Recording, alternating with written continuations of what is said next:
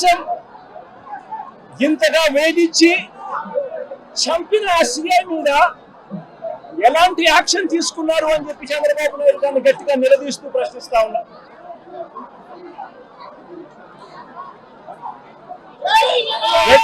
రాజ్యాంగం నడుస్తా ఉంది, రెడ్ బుక్ రాజ్యాంగం నడుస్తా ఉంది.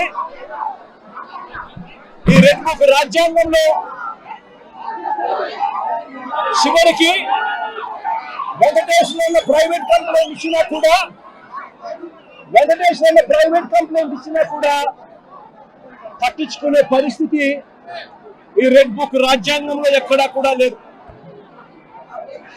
ఇదే సత్తెనపల్లి నియోజకవర్గంలోనే ఈ మధ్య కాలంలోనే రాజుపాలెం మండలానికి సంబంధించి పెదమలిపూడి గ్రామానికి చెందిన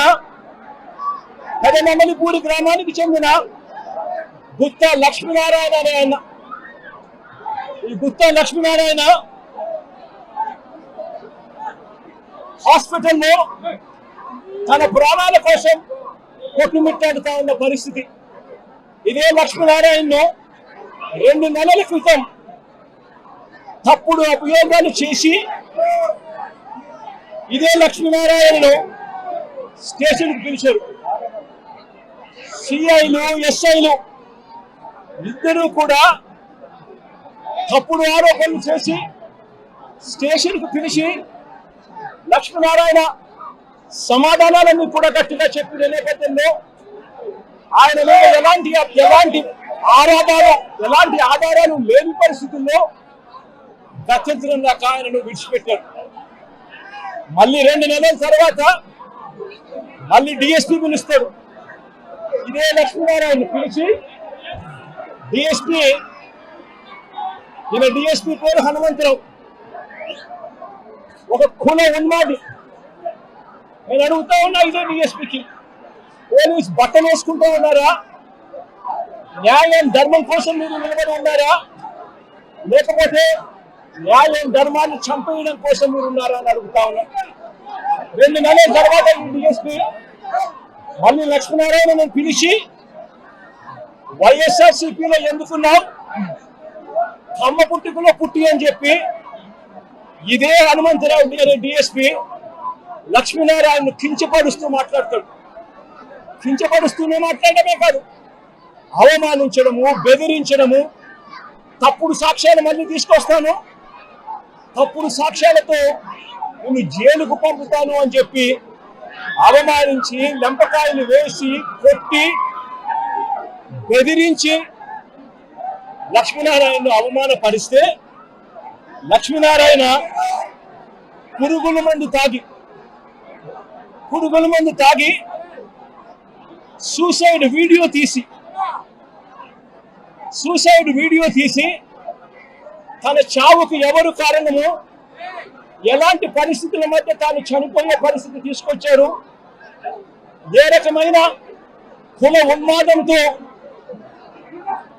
పోలీస్ డిపార్ట్మెంట్ లో ఉన్న కొందరు పనిచేస్తా ఉన్నారు, వీళ్ళకు చంద్రబాబు నాయుడు లాంటి వ్యక్తులు, నారా లోకేష్ లాంటి వ్యక్తులు ఎలా వీళ్ళని నడిపిస్తా ఉన్నారు అని చెప్పి వీడియో కూడా తీసి చివరికి లక్ష్మీనారాయణ పురుగుల మందు తాగి ఈరోజు తన ప్రాణాల కోసం తాను కొట్టుమిట్టాడుతా ఉన్న పరిస్థితుల మధ్య తాను ఉన్నాడు.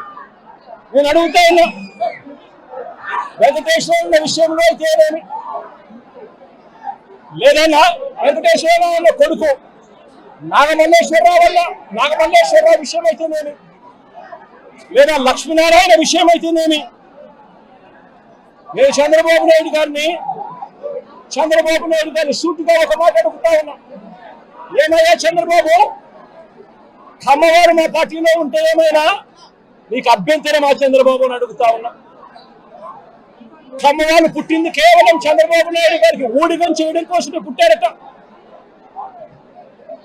చంద్రబాబు నాయుడు గారికి ఎవరైనా కూడా ఆయన చేస్తా ఉన్న అన్యాయాలను వ్యతిరేకిస్తే, ఆయనకు వ్యతిరేకంగా ఎవరైనా మాట్లాడితే చంద్రబాబు నాయుడు గారు వారిని వెంటాడి వేధించి హింసించి జైల్లో పెట్టడం, దొంగ కేసులు బడాయించడం, దొంగ సాక్ష్యాలు సృష్టించడం, చివరికి వారు ప్రాణాలు తీసుకునేలా వారిని అవమానించడం కేవలం చంద్రబాబు నాయుడు గారికి మాత్రమే చెల్లు.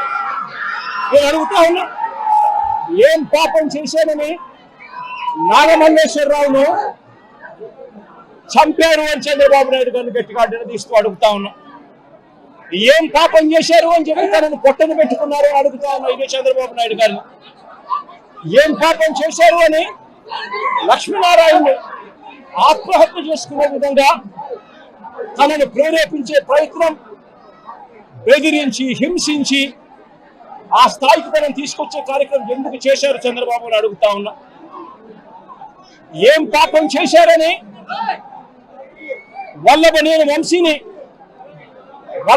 వంశీని ఇదే కమ్మ సామాజిక వర్గానికి చెందిన ఎక్స్ఎమ్మెల్యే, ఆ పార్టీకి సంబంధించిన ఎక్స్ఎమ్మెల్యే ఇదే వల్లభనేని వంశీని ఇన్ని రోజుల పాటు జైల్లో పెట్టారు.